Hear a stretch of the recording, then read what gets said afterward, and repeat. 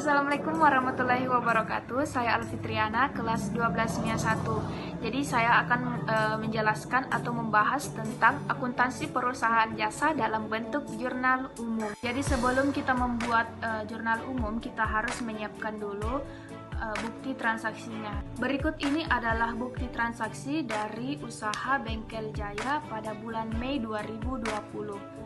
Yang pertama, pada tanggal 1, Bengkel Jaya mengeluarkan modal berupa uang kas sebesar 30 juta rupiah. Yang kedua, pada tanggal 3 dibeli peralatan secara tunai sebesar 10 juta rupiah. Pada tanggal 5 diambil uang untuk pribadi sebesar 2 juta rupiah. Pada tanggal 8 dibayar gaji karyawan sebesar 1.500.000. Pada tanggal 10 memperoleh penghasilan atau pendapatan sebesar 5 juta rupiah.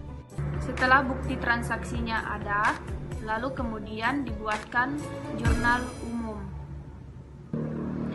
Jadi berikut adalah bentuk jurnal umumnya.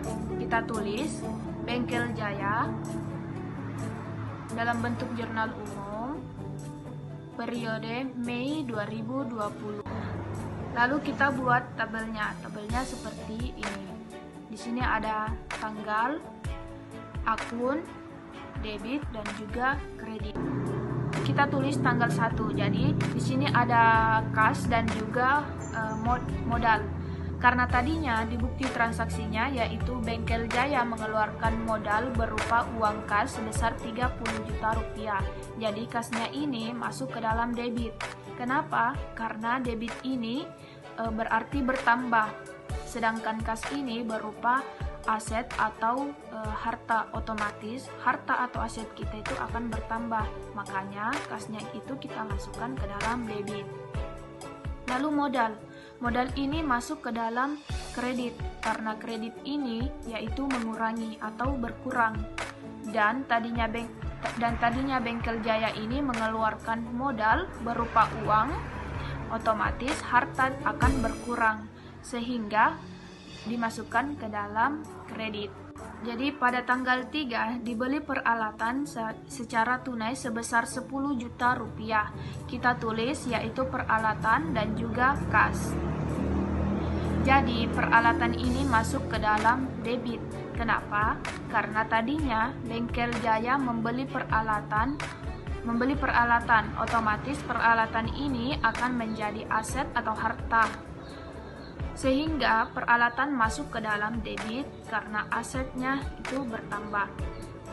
Lalu kasnya ini berarti berupa uang tunai. Dia masuk dalam kredit karena tadinya Bengkel Jaya membeli peralatan. Jadi karena Bengkel Jaya membeli peralatan, maka akan mengeluarkan uang. Otomatis asetnya atau hartanya itu akan berkurang sehingga kasnya masuk ke dalam kredit.